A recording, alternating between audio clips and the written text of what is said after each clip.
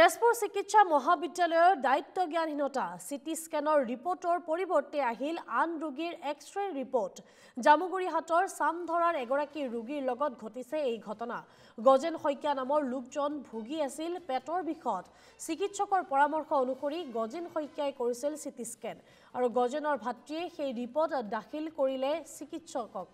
আৰু চিকিৎসকেও ৰোগীৰ নাম পৰীক্ষা নকৰাকৈ দিলে ঔষধ আৰু সেই দৰব খাই বেছিকৈ অসুস্থ হৈ পৰে গজেন শইকীয়া নামৰ লোকজন পিছত তেজপুৰৰ এখন ব্যক্তিগত চিকিৎসালয়ত ধৰা পৰে প্ৰকৃত ঘটনাক লৈ তীব্ৰ প্ৰতিক্ৰিয়া প্ৰকাশ কৰিছে ৰোগীৰ লগতে আত্মীয়ই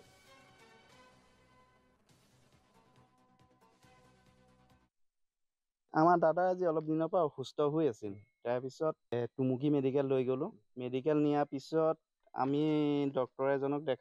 দেখাই পেলাই আমাক সিটি স্কেন কৰিব দিলে সিটি স্কেন ৰুমত যোৱাৰ আগত আমি এখন স্লিপ কাটিলো 1100 টকা লৈছে তেওঁলোকে এখন হয় স্লিপ হয় তাৰ সিটি স্কেনৰ তাৰ পিছত নি পেলাই সিটি স্কেন ৰুমতো সোমোৱা লাগে দাদা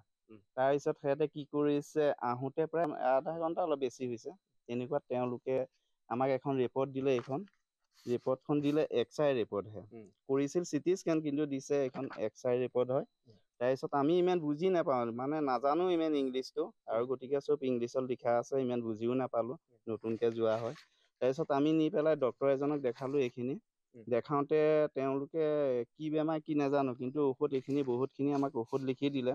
আমি ঔষধখিনিও লৈ আহিলো আনি পেলাই ৰাতি খোৱাৰ পিছত দাদা বেছি হৈ গ'ল আকৌ যোৱাকালি আমি প্ৰাইভেট মেডিকেলত নিছো নি পেলাই তাৰ ঔষধ দেখুৱাই মেলি তাৰ পৰা ঔষধ আনিলো অনাৰ পৰা খোৱাৰ পৰা এতিয়া অকমান ভাল পাইছে গতিকে তাত আমি যোৱা লাভটো কি হ'ল চাওক 1100 টকা ললে আৰু দিছে এখন লোকত আকৌ কিবা এইখন দিছিল কিবা CK দাস নামৰ এজন মানুহ 56 বছৰ বয়স তেওঁ দাদাৰ নামটো কি আছিল আমাৰ দাদাৰ নাম আছিল গজেন শইকীয়া বয়স আছিল 45 বছৰ